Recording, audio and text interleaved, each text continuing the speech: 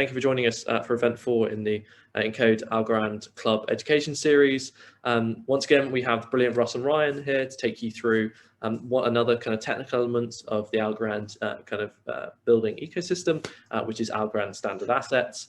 In general, please ask questions. We love questions. We've had so many questions in this series so far, so feel free to ask questions on chat as we're going along, or save them to the end, whatever you prefer. And yeah, we'll go for around an hour or so. And the next event is in 2 weeks on Tuesday, because 2 weeks Monday is a bank holiday, is the May bank holiday, so it's 2 week Tuesday is the next event. George, I think the Eventbrite reflects that, but let's just double check that. Awesome. Well, look, we've got Russ and Ryan here. Thank you both very much for joining us this evening, and over to you guys to tell us more. Looking forward to it. Thanks, guys. All right. Thanks a lot. We're going to go ahead and share the screen here and get going. Ryan, you want to say hi, everybody? Hey, good afternoon, good evening, good morning, wherever you are in the world. Make sure as Russ is going through this presentation that you're asking questions in the chat. I'll be here to answer them as we go along, and I'll interrupt them as necessary. So glad everybody's here. Cool. All right, well, let's go ahead and get going here. And we got a really killer session here for you on Algorand standard assets today. You got some new demos that you'll love to see. I know I did those just for Anthony, so he doesn't have a repeat of this from the time before. No, I'm only kidding. This is you know, things keep changing, right? So we keep getting more and more involved here with different kind of demos on showing Algorand standard assets. So that's the topic here today. Those might be new to ASA development or Algorand standard asset development. Things like getting started, you know, what are tokens? How do I create my own? How do I do it from an SDK? How do I query these assets? Is there a way to visually create them? And then also NFTs are the rage, right? And we talked about that at the last session with, you know, non-fungible tokens seems to be in the news all the time, and it's pretty cool stuff. So we'll cover all of these. That's one of the flavors of an ASA. So the agenda basically very simple today. We got 2 sections. One is, you know, kind of an overview of ASA, what it's all about, as well as some of the resources, and then also to query ASA and tools, you know, that you can use in developing ASAs. Okay, so very first screen here, these are basically creating native tokens, or in other words, tokens that you can replicate, or that you can transfer, that you can, you know, freeze. A lot of different kind of functions are available to you, as well as they automatically include asset spam protection. You just can't blindly send out assets to the blockchain to addresses that have not opted in to receive them.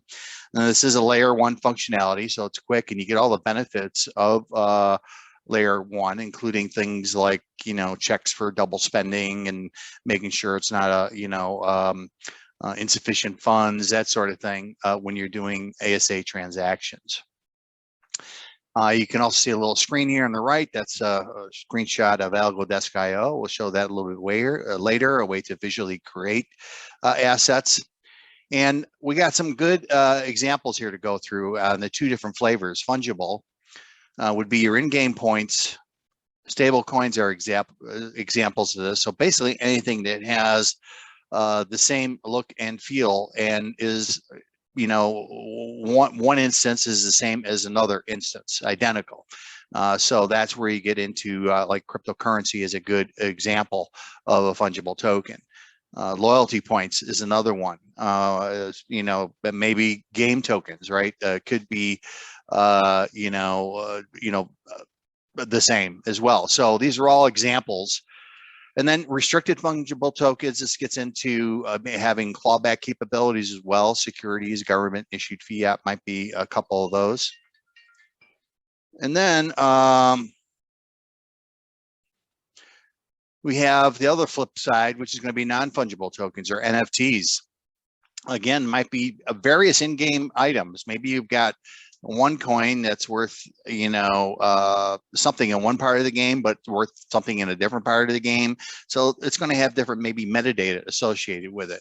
Supply chain, good example of this. Real estate, once again, I think I gave this example the last time we were talking, but even if you had something like a home in one neighborhood versus another, it's going to be different value because there's metadata that's associated with each one of those to give it a different value. Then we get certifications as well as collectibles are probably a big area, right? So you even think of any kind of collection that you might have, even going back to you know, baseball card collection days, you know, where I had you know, some really unique cards, and those are, you know, even the same card to the same like player that you might have as somebody else, they're going to have different values because the condition might be different on each one of those, and other factors in terms of, you know, how many are left in circulation and things like that. So non-fungible tokens and NFTs, we'll actually show you how to create those here today too, in case you're using any of those in your solutions. If you are using assets in your plan on using assets in your solution, drop a note to that effect in the chat window. We'll be curious as to how many of you are actually considering that. So very a cool thing on layer one. Now, as far as the life cycle goes, basically what you'd be doing is one or more of these, either programmatically or through some tools. First of all, you have to create the asset, make it available on the blockchain. And then you're going to get a unique identifier that's associated with that asset out of that process. Then maybe you want to manage some of the functions that are involved. When managing assets, could be, I think freeze and clawback are two of them. You've got the ability to manage those, and you know, there are various management functions that you can utilize in order to do that by having multiple accounts, maybe manage different types of functions. So nice ability there. And then of course opting in, and opting in will facilitate you receiving those assets. So that's got to be signed. Basically, the way you can look at that opt-in is an amount of 0 being sent to yourself. So you're signing off on that, and then you're opting in as a result of that. Transfer is a good old transfer, right, from one account to another. And then also freezing. You know, maybe you want to freeze the assets from doing transactions for whatever reason.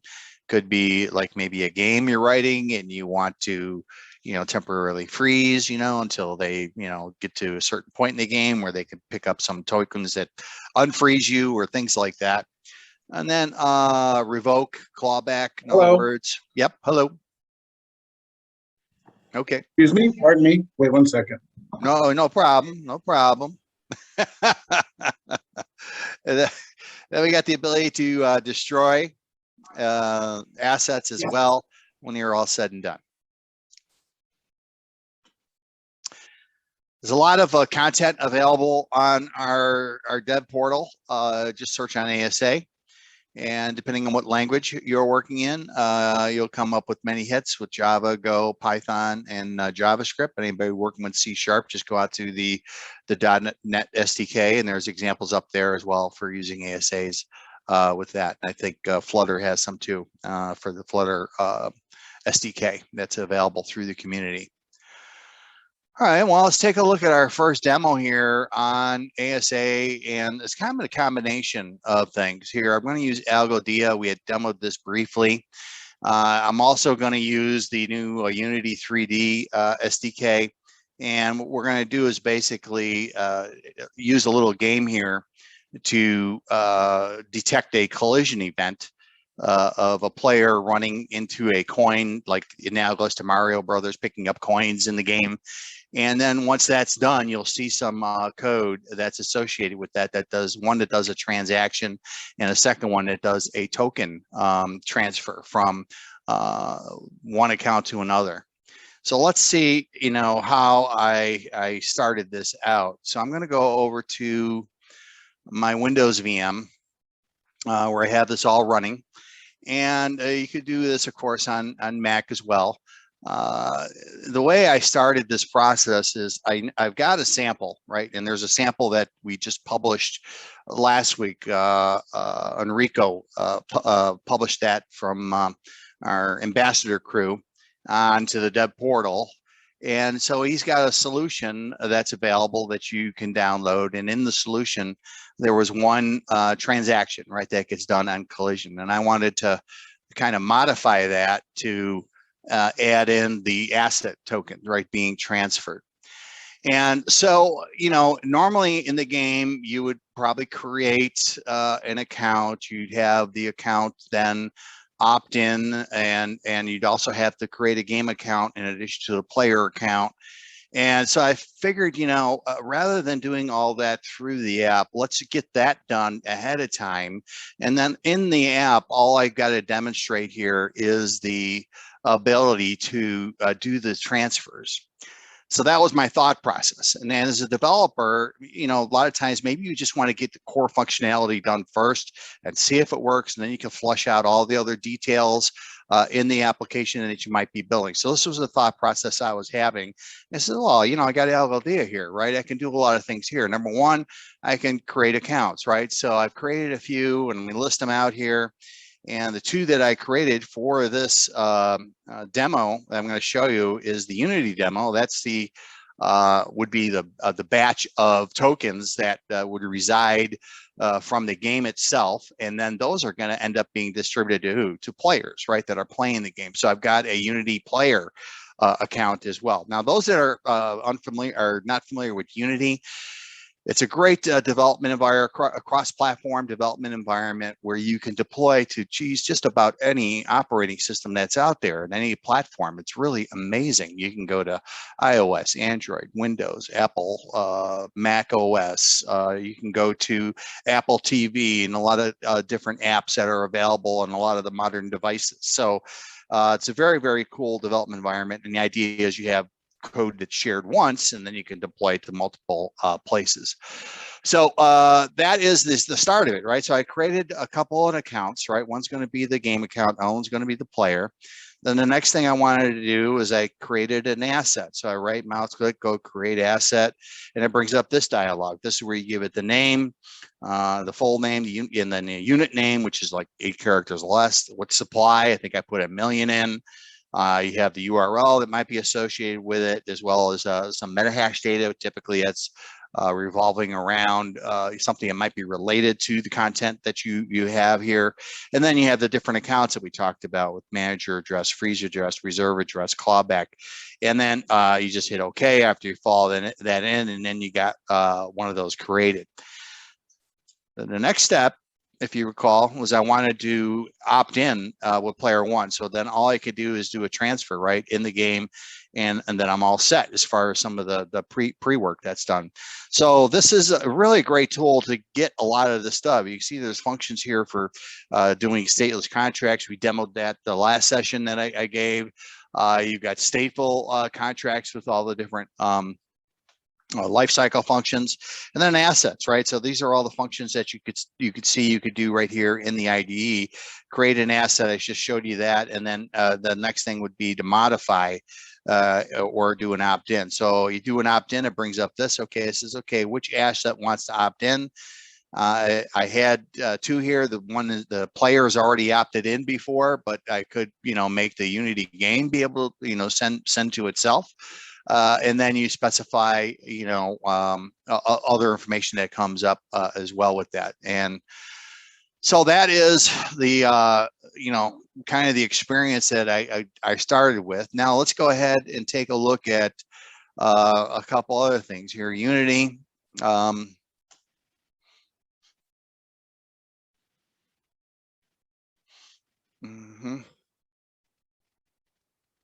Right here. All right. So what I'm going to do is bring up the Unity 3D. So the way this game works, the cylinder guy is the player, and these are the coins that we're going to pick up or kind of collide with that we want to cause the event. And the game objects here, you can see I've got the all the source code is in Visual Studio here. And this is the asset ID that I created. And first thing we're going to do is we're going to do a regular transaction, and then we're going to call the ASA transaction as well. So first thing I've got to do here is I've got to attach this to Unity for debugging purposes. And then I'm going to go back over to Unity. And here we're going to go ahead and start this game. And then I'm just going to simply use my keys to navigate on the screen once this comes up. So I've got my left and right arrow keys. And I'm going to go kind of all 3D, right? So I can kind of like line this up, come in. Now I'm going to come forward, and then boom, I should be, here it is right there. So now I hit the collision event, the collider event. So this is going to trigger, and then I'm going to call this pay player with Algorand functions, right? Algorand code. So I've got you know, the usual code that you restore an account with up here. Again, this is for testing purposes. Normally you'd integrate with a wallet, right, to get this kind of information. And then you can see here, I've got a client instantiation, and then I've got two methods here with doing a regular transaction and then doing a ASA transaction. So the first one we'll hit, it's going to be a regular transaction from account to account. And then you can see here, I've got the sign off and the submit transaction like we went over last week. It's the same thing here. And now I'm going to hit run, and then now it's going to perform that transaction. And then I should hit my next breakpoint here, which is going to start in to do the ASA transaction. So on the ASA transaction, looks very similar. You see here, but now this is going to be an asset function, right? It's going to be an assets transfer from one account address to another. Now, keep in mind, I've already opted in on their receiving address, the destination address. This guy is already opted in. I did that in AlgoDEA, as well as creating this asset, right, to begin with in AlgoDEA. And then now I'm going to go ahead and continue here, and I'm going to go ahead and sign it and seal it, and then send it out and broadcast it to the network. All right, so it looks like that finished up. And if I go and take a look at that code, right, that I have, I've got an asset here. Let me copy this out, and let me go over to my browser, and let's go into a Explorer, and then we could see some of the information that's associated with that asset. So this is all running on testnet. And now you should see it right here. There was the token, right, that I transferred 50 seconds ago. All right, and that's the transaction ID, and there's the from account, which is the game account, and the to account is going to be the player account. And this is the name of the token that I called it. And here is the circulating supply. Now I've done this 9 times. This is the name of the token that I created, the unit name, the coin token. There's that ID. There's the total supply. And then you have the other technical information you can have or associated with it would be the manager address, the freeze address, any metadata, the transaction that created it all, the date of the creation. So a wealth of information is provided with that. And this is for the Unity game account that I have. All right, so that is kind of the experience I wanted to share with you that I kind of went through as a developer, you know, again, combining the different tools, one being AlgoDEA, and then using ASAs, and in this case, we're using it inside of a game. All right, how'd you like that? Crowd goes wild, huh? Love that one. Doing some gaming stuff. This is the, you should see the screen again. I've got the PowerPoint up for the solution, right, which is on the dev portal, right? We just published that last week. So you can actually, you know, go down this and it's almost a step-by-step, not quite, but it is a solution, and you should be able to get it to work, you know, in terms of the things that you need to do for a game, anybody doing games. And then also we've got the downloads, right? So there's a Windows version, a Mac version zip, and then this is the actual address for the Algorand Unity right up here using the .NET SDK. All right, let's go back over to the deck and continue on with the ASA Lifecycle. Now, Ryan, you got any questions that are worth sharing with anybody before I go into this next demo? None that are necessarily on topic here, so I've been answering them, but I'll just have you to continue on. Okay, great. All right, so let's take a look in how you would do some of these things programmatically. We saw using AlgoDEA, you could do everything visually there. Again, big time saver when you're doing development work. But what if you wanted to programmatically do all this in the code as part of your solution? Maybe I want to enhance that game to create a player and then also have that player opt in. So that would be some kind of a sign in part of the solution, and then make the sign in part of that. So how do you do this from the code? So what I'm going to do now is bring up Python for the next demo here. And we're going to take a look at doing just that.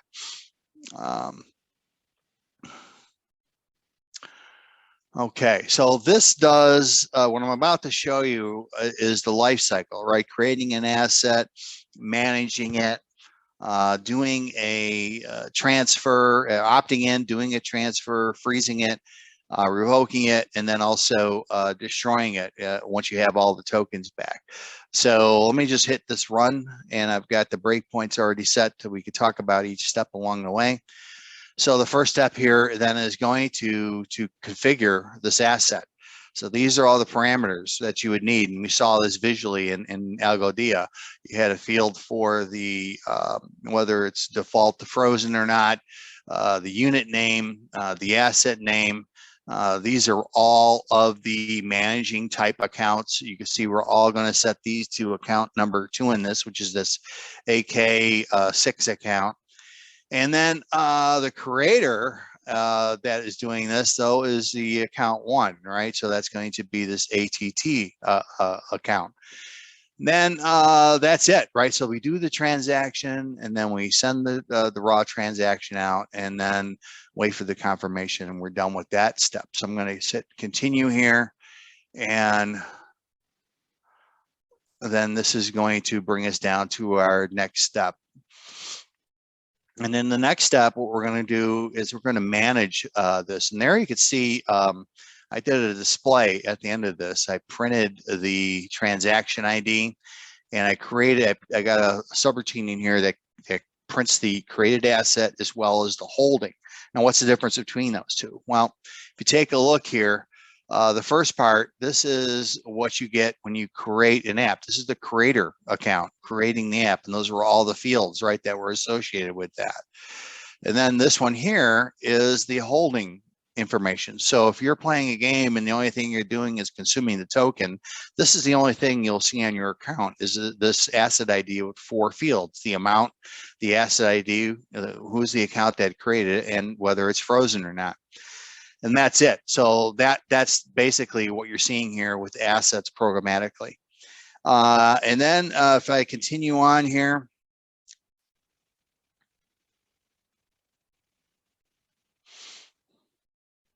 what we'll see is let me stop this.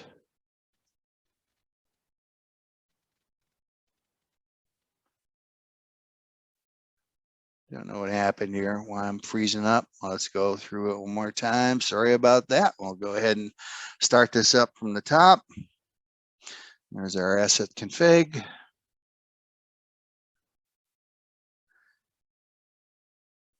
And then we're going to come down to the waiting for the confirmation, and then we're ready to do the management opt-in. And so now you can see I've got the config method right here. And what I'm going to do is say, okay, the sender is the creator of the account on this particular transaction. And what I'm going to do is I'm going to change the manager role to be the account number 1. So if you recall, everybody was set up, account 2 was set up to do all the management functions. So that's why the sender has got to sign off on that. So once this is done, then I'm going to see a display at the bottom that changes the configuration so that account now has management rights. So here, if you take a look at the information printed off down below, now you can see the creators with the AK6, and then most of the functions are done, but here's the one here that got changed to ATT, right? So that was the account we had changed it to before. All of these functions, freeze, manager, reserve, those were all, and clawback were all the AK6. So now the manager, you can see, has been changed. So now we're going to opt in, and to opt in here, we're just going to send the amount of 0 from account 3 to account 3. So 3 is going to opt in to receive these assets. And we're going to go ahead and hit this continue button here. And so now that has been done, and then you should see a balance of 0 come up right down here in the output console. And then finally, we're ready now to do a transfer. So the transfer is going to be from account 1 to account 3. And this is going to be very simple. We're going to just transfer an asset amount of 10. So 10 of these tokens.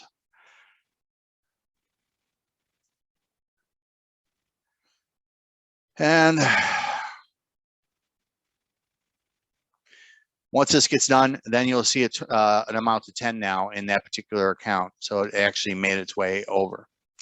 Another function we could do is freeze it. So what we're going to do here is freeze this account 3, this target, so that the account 3 can no longer do any kind of transactions. And once that is done, we're going to go and print the account holding information for that account. And you recall there was a freeze flag in there, and you can see it right there at the very bottom that it is now set to true. So that was successful. Now, by being frozen, what that means is you cannot send or receive assets on your own initiative. However, the clawback function is still operational. So you have a clawback address to retrieve that. In this case, we're going to claw back the amount of 10 from that account 3, and then we're going to put it back into account 1, which is going to be the receiver. So that's how that works right there. And the function then is going to execute. And what we should see now, when we print off the holdings for the account 3, that is going to now have a balance of 0, as well as the sender account or the creator account down here now has all 1,000 of these back in it. So at this juncture, the creator account actually has all of the tokens deposited to it. And what we can do here is simply go ahead and destroy it if we so desire. You can only destroy if you have all of the assets. So if somebody's got some out there, you cannot destroy it. So it kind of makes sense. And so now this is going to go ahead and do the final step here, which is going ahead and then destroying it. We should see that this this particular asset no longer exists. All right, so that's that demo. And again, we saw a lot of Russ, I wanted steps there. Russ, I wanted to ask a question here, and this actually has to do with the first with the first demo that you did with the collision one, right? So the question has to do with, we understand that you put the keys in the demo because this is a test example, but in production, like, how would you design this application such that when the collision event happens on the client side, that what are the calls so that the game operator would be actually sending the tokens to the player, into the player's wallet. Yeah, I think that's a good question, and I think there's a couple of quick solutions. Is basically the way I'm hearing this question is, what are the key management like type scenarios that are typical for an asset? Is that am I on the right line here, Ryan? You think? I think it has to do with, as the game developer, who holds those tokens that are, as the player crashes into, is going to collect these tokens. Right. How, if that's happening client side, how is the game developer protecting their private keys? What is the method or API that's used to say that the events are happening? Well, first of all, the sender of the account was the Unity game account. That's going to be sending the tokens to the player that's going to be consuming them. So that would need to be signed by who? By the game account that we have set up.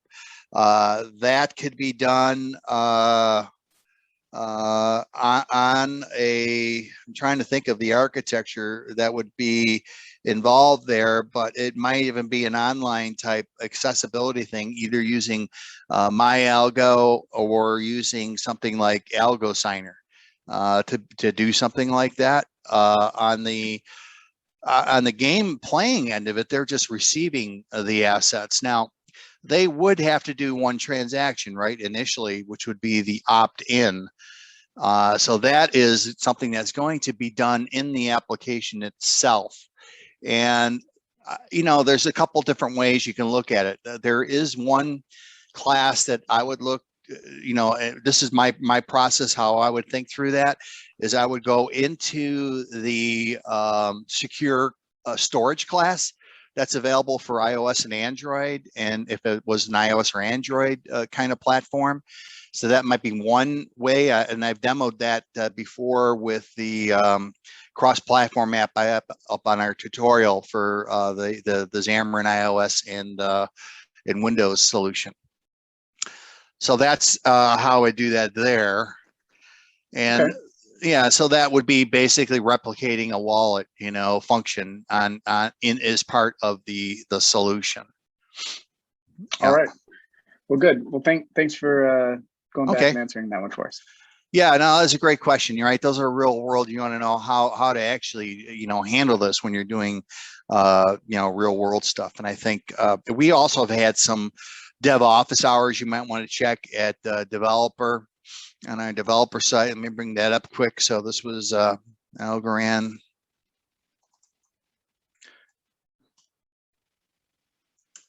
/developers.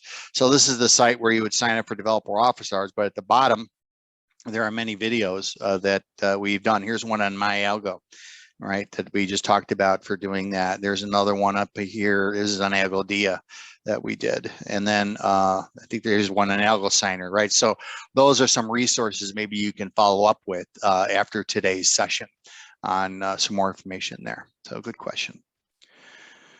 All right, so that's the life cycle we looked at, everything from the beginning to the end. And then once you've created assets, many times it's the query, right, that you need to query various information about the assets. And that would be using Indexer is the way to do that. You could also do some raw calls against the blockchain itself to try to get some information, but that's going to not to be too performant. Depending on the query that you use. The best way to do it is to access an indexer that would be available to you or your application. And all the SDKs have calls available to the indexer. I think we just had a new release this past week that was published. And for those that are familiar with the indexer service, basically it feeds off the AlgoDEA daemon process from the blockchain, and then it will populate its own database, which is a Postgres SQL database. You have a lot of calls then that are available that are indeed asset related to find information about assets. I mean, think about the possibilities here. Like, for example, I've got a game that's got a leaderboard. So I want to find out who the top 10 token holders are, right, for the leaderboard, like in that game that I just created. So that might be one type of query, and there's a lot of other ones.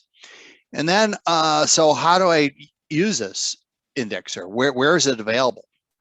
Well, now the sandbox has been created, it has been updated to include an indexer instance. And this was, feedback we got that provided this this great a new enhancement for the sandbox. So by default now, when you do sandbox up, you're going to get a private network, which starts where? At the Genesis block, and then it builds one block afterwards. So as it's built from the get-go, the indexer is up and running, and it's indexing this information out to a Postgres SQL database. So very nice way to do testing on that.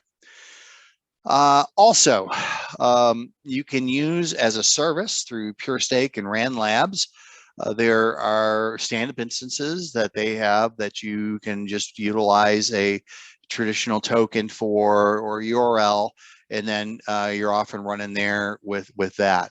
That is useful, like again, for mobile type apps where you may not have access to a like a local host or a server somewhere that maybe you'd have to actually stand up an instance somewhere that you would need to get to in order to have that node available. And then finally, you can build your own. I actually built one over the weekend. It took probably, I don't know exactly how long, but probably 13 to 24 hours, somewhere in that range. It started on Friday. I got in this morning. It was all up to date. And there is an example where you can do that. Now, you would need lots of data, a lot of space for the database on this. I think over maybe 100 gig is what I saw last. So it's not trivial by no means, but sometimes you do want to have your own indexer available, and that option is available for you. So this diagram it shows what are the things you can search on the Algorand blockchain. All the core components, blocks, transactions, accounts. We're going to, focus primarily on the asset piece to this today. Also, you can search on applications and indexer asset specific queries. Well, you can say, okay, what are the accounts for an asset ID? What are the accounts that have, a token, a game token or whatever? That's a good query. Accounts for an asset ID with a minimum or maximum balance. So again, your leaderboard example might be applicable there. Maybe you just want to get asset balances. What are the balances for the particular asset in an account? Also, you might want to look at transactions that are associated with an asset ID or associated with roles or accounts. So a lot of things you can do there as well. Then also we got assets by name. And so you could just do a search by, Russ Coin or whatever the name of your asset is, and then assets by asset ID, and then addresses by asset. So really all the different combinations and permutations of revolving around assets. So let's take a look at a few of these queries from the SDK. And let me go ahead and bring back up the code here. And what I'm going to do is go over to do a few JavaScript examples on indexer. And these are all this code's available. We'll give you the links to all this stuff in a few minutes here. And first thing we'll take a look at is the indexer. Let's go to indexer right down here.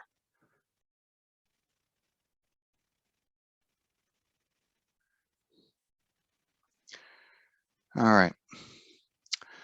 So the first thing we'll take a look at is accounts with an asset ID. So here we've got an asset ID index that we're specifying as a parameter. We're just going to do a search all accounts for that asset ID. It's very, very simple. And so a great query, right, to follow up and build into your solutions. Yeah, I gotta stop that. running a Python when we're using JavaScript just never works for some reason. I don't know what it is. Okay, so now we'll start this better again. Okay, there we go. So now we're searching our account. So if I continue on here and then print off the log information from the response back with the account info, there we go. We're going to see all the different accounts that are displayed out to the console log. Try this again.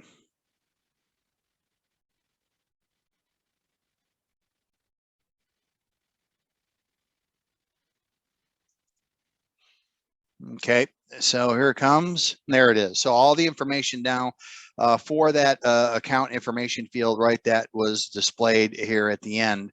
We're just going to use a little JSON formatting, but there you can see every one of these that particular asset ID is part of. Now you might see other asset IDs that get returned back as part of that, but that's really the data set that you would have, and you can filter that out from there.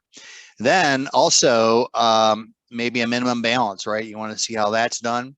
So once again, and then, by the way, these examples here I'm using with the pure stake right there. You can see I've got some commented out code here that's going to, you'd use that for example, the private network, right? Instance that is with Sandbox. And then here is the information, right? So I've got a field here for currency greater than, and then I'm going to say, okay, anything that's greater than 9 is what I want to display here. And then you can also see, you know, all the different objects that are available in the with the IntelliSense, you know, on here for all the different functions that you would have available to you. So I'm just going to go ahead and run this, and when we finish running this, we'll see the display of information there once again at the bottom. So I'm going to go ahead and fire this up. And now we should actually see it hit this breakpoint for searching all accounts for a particular asset that has the currency is greater than 9. And so this should come back with a subset of information there for that criteria. So each one of these, you'll see that the amount there is greater than 9 that it has. Then what else we got? We've got other information that's associated with asset. This one here is just look up the balances, all right, and for that particular asset. So let's bring back all the asset information for that with balances. Let's see what that looks like. And so it's pretty robust, you know, it's really the bottom line here. You want to look at data, there's pretty much a way to do that in the you know, SDKs. And there you have it right there. So now you can see we got some there with an amount of 10, some with 990, but basically these are all the asset balances for this particular asset ID. All right there. Okay. Now, come back over here. We've got same type of thing. You can get the asset information back. And, you know, once again, just to get you the structure here, what I've got here is just a Postman query. I've got an account, and I do a send just to get all the account information. You can see, you know, what the accounts hold, right? They have the assets. So these are all the holdings, right? That's one piece, or one repeating table that's in there. And then you have the created apps. This is all for smart contracts. So this would be the created information. But then you also have, as far as assets go, the created. So this account has this, these assets have been created with this account, and there's the creator information that you see in there. So that kind of gives you a good idea of what is coming back in the way of a response, right? When you get account information, that's where all the asset information resides. And then you've got search functions, right, where you can do search for assets. You've got also, here's one here that you're going to search by name. So this will do a, kind of a automatic wildcard. Anything that begins with Rust coin, it will find. And this is going to be, come back now with anything that's got a name of Rust coin. So keep in mind that you can have names that are identical. Well, you can have many Rust coin assets defined, but the unique identifier is always going to be the ID. So if you have a specific one you're looking up, you are absolutely going to need the ID to be able to search by it. All right, so there it is. And then I just go ahead and call that search, and then all that information comes off down below.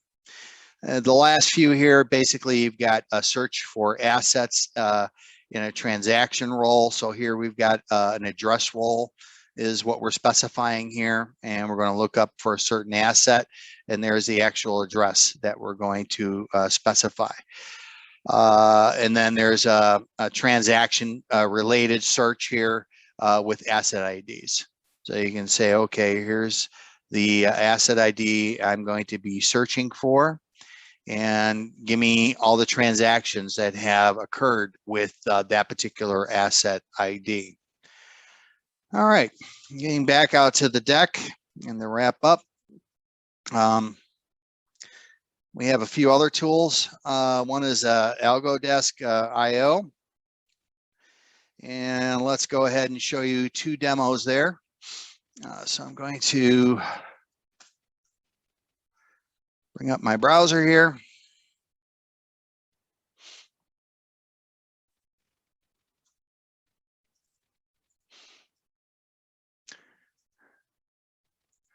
Now let's go out to AlgoDesk.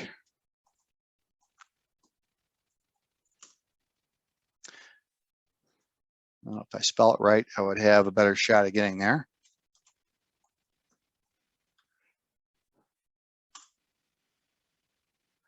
So here's the asset manager piece for assets. So again, another way you can visually create these. So we showed you one method before was AlgoDEA. This is another one that's available that's online, right? A web-based solution. This is the mnemonic you would need for this account to, if you ever needed to restore it, or you could paste yours in if you want to create that ahead of time. And then I come down and we're going to create an asset. And then this is where you would actually put in, an asset name, unit name, total supply.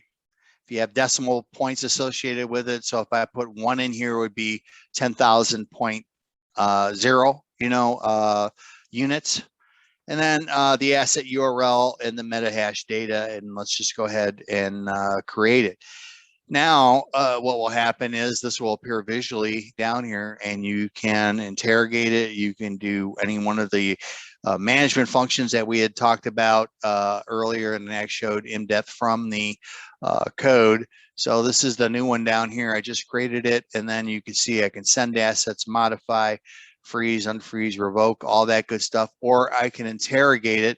If I look at this particular asset right over here, I hit this button, then I'll open up one of the explorers here, and then you can see the same information like we saw before in the assets. So I like to build things to a crescendo. And then what about NFTs, right? So anybody want to take a guess what the only biggest difference is between what I've been showing you and an asset that's an NFT? Well, hold the suspense. It's basically a quantity of 1 is what you would be doing in creating that particular asset. So let's go ahead and show you that. So there's a visual way we can create NFTs. And this is a site called OriginMint.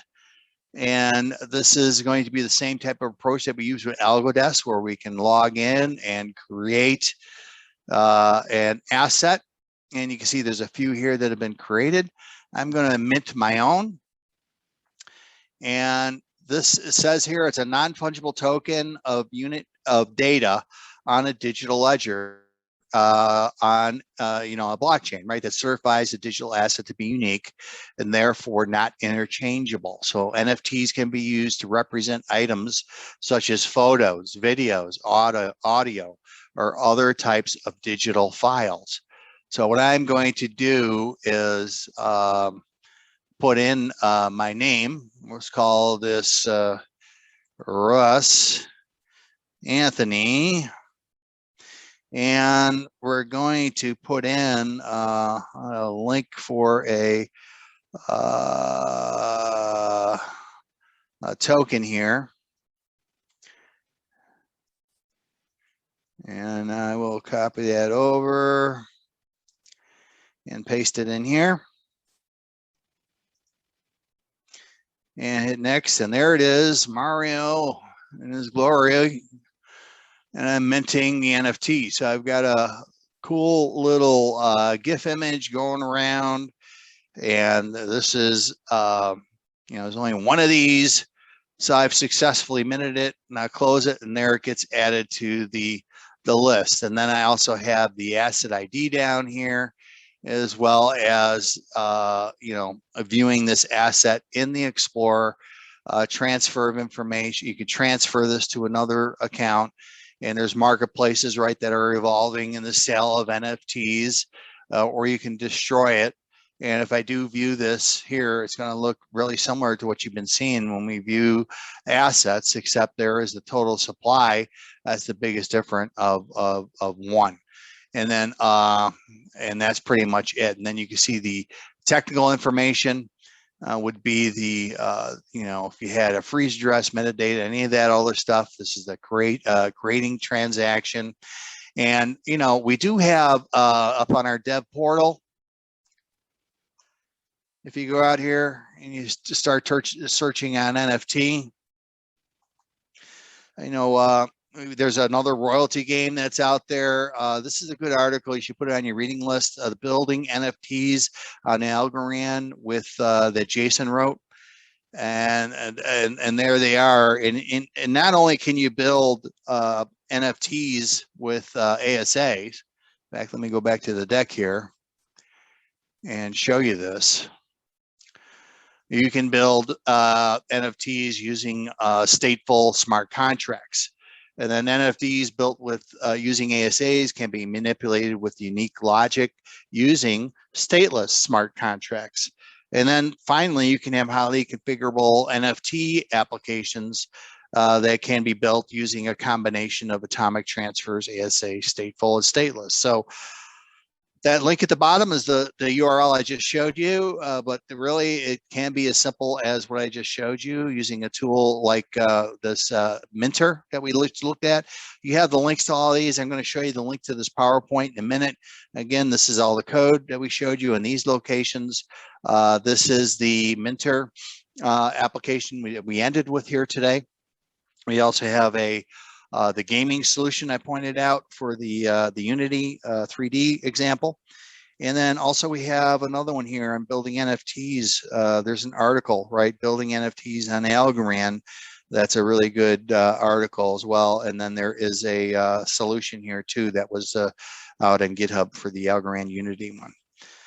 All right, so in summary, we took a look at building ASAs, everything there is to do with ASAs, all the management functions that are available, how robust it is, and it's a native layer 1 feature, so you benefit from things like overspending and not having to worry about that, as well as things like having, insufficient funds or having enough amounts, or everything that is required by the protocol on a native algo applies to ASAs. Also, a lot of different ways to query it. We took a look at a lot of the functions that are in Indexer to be able to query it. You can also just do a API call on the raw account to get the whole response information. And there's a ton of fields that you can filter by and use in the Indexer. Things like the minimum amounts, things like the round number, or, and the list goes on and on. It's very, very configurable, very, very robust. And tutorials, and we've got community tools here. Here's the AlgoDEA tool at the end. And then here is the link for the deck. And Ryan, if you want to please copy that into the chat window, so everybody's got a copy of that, that'd be appreciated.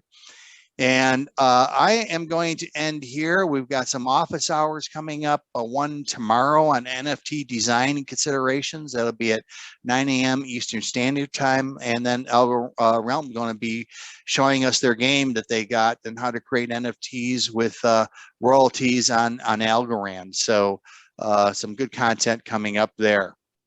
And Ryan, do we have any other questions that we could chit chat about that others might have had during this session?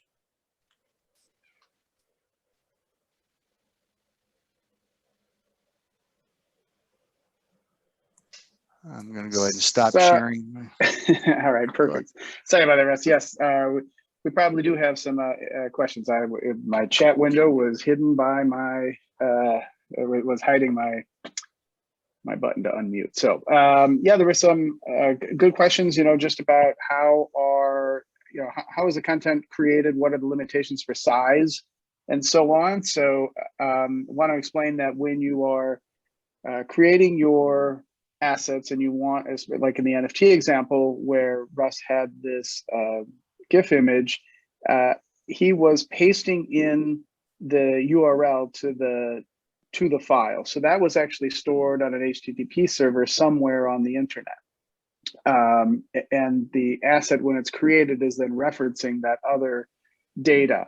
Another way that we see people create NFTs is that they'll take that external data, off-chain data, and they'll take a hash of it. So regardless of how large your content is, you can then hash it, and that will end up being 32 bytes. And that will be distinct. And that you can then store, you'll typically store that in one of those immutable fields. Typically that would be in the metadata hash field, 32 bytes, and then you would combine that with the URL field, which is also 32 bytes. And if you concatenate those together, then you would have the ability to say, go to IPFS and the content ID is what's found in the metadata hash. So that's typically the way that we're seeing content creators create NFTs that reference external data, as opposed to actually storing the bytes of their content inside of the blockchain itself. Anything you want to add to that one, Russ?